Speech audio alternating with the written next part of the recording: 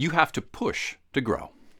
A healthy life has many cycles. One of them is the cycle of growth. Here's how it goes. Number 1, you set a goal above your current abilities and resources. Number 2, you take action towards that goal. Number 3, you get stuck and frustrated. You find the barriers, you find the pain, you plateau. Number 4, you learn new skills. You acquire additional resources that allow you to overcome those barriers and that pain. Number 5, you apply, perform, and refine those new skills that you learn. This is where the old growth happens, or the growth that you had to do to get past your starting point. Number 6, you rest, review, and record. This is where the new growth is going to start.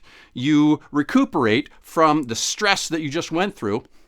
You take time to reflect on it, and then you record it. I mean, right now I am literally recording it, but you could also write it down in a journal. That's good to do.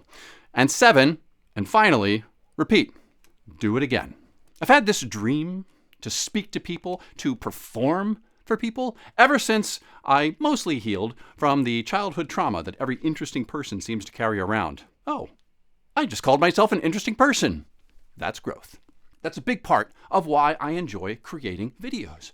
I get to perform, and not just perform. I even spend all this time hamming it up, doing great monologues, although that might be fun. I want to do 2 things. I want to educate and inspire.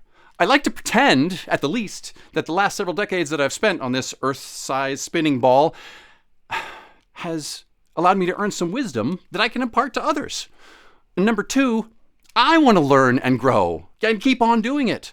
I'm figuring stuff out every time I hit record. Filming and sound editing and publishing techniques. New lessons that I've read or watched. Goals that I want to share with you. And number 3, I want to entertain you. I know I said 2, but you deserve more. You've earned it. Yes, you have. My friend, I am enjoying this, but I want to do more. I need to. Let's say you and I both set goals that are above our current resources and capabilities. That's a mouthful. I need something catchier. Over and above. Over and out. Goal over. I'll come up with something. Whatever it's going to be, stretch yourself. I started this current journey in July of 2023, although I've had a YouTube channel since November of 2006. Since then, since July of last year, I've published 17 non-short videos. Last month, July of this year, I committed to publishing 1 video per week, which I mostly accomplished. I did have some 8-day weeks in there. So in my first year as a content creator, I published 11 videos. That's a little less than 1 a month. The math on that is not kind.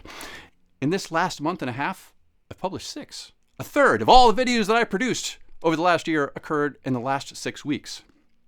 That's the magic of goals and commitment. Pass it on. Starting with this video, I'm going to publish a video every weekday for the next 2 weeks. That's going to require 4 things from me. Number 1, a stricter work ethic. Less precise scripts. Streamlined editing with fewer cuts and pizzazz. Getting even more comfortable with the camera and letting go of mistakes. Go away. Go. Nope, they're still there. Up until now, what I have shared has been almost exclusively motivational and personal development content, what I like to call self-mastery. And I do want to keep that as part of what I do, a component or a pillar, if you will. I also wish to incorporate topics about public and on-camera speaking, for which I have developed a course. Stay tuned, my friends, stay tuned. As well as video recording topics, the shooting, the publishing process, lighting, audio, idea generation, niches, all that kind of stuff.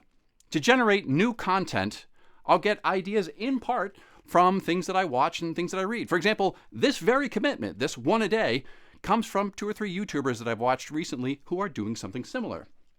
Hat tip to Jay Alto and Virginia Kerr. I'll link to their videos somewhere near here. And also, the books that I'm reading. Currently, I'm reading Dan Koh's The Art of Focus and Jim Edwards' Copywriting Secrets. Plus ones I've already read already. Your DJ is also taking requests. Comments and replies are standing by. So for each daily video, I need to, number one, select an idea, a new one or one that's been in the queue for a while. Number two, I have to script it, either a version of my journaled thoughts, like what I'm doing with this video right here, or a set of bullets from which I will extemporaneously improvise. And then I got to shoot it, which includes setting it up, lighting, audio, camera, etc., since I don't have a room that is dedicated as a studio in my tiny little house with its many, many family members, which is why I have that wall over there. Number four, I have to edit the video, and I'm thinking basic cuts, like fixing audio and not much else. And then I have to create a thumbnail. I have to come up with it and a title, and I should probably have some basic templates that I can stamp out so I don't spend too much time with that. And this process needs to happen daily, in addition to everything else in my life, as a father, a provider, a handyman, a volunteer, a community member. In reality, some of these things, thankfully, are going to be able to batch up. For example, I'll write multiple scripts or outlines in a day, and I'll shoot multiple videos in a day, possibly the same day. But editing is a pretentious beast that requires oodles of dedicated time. That is where I'm going to have to get harshest with myself.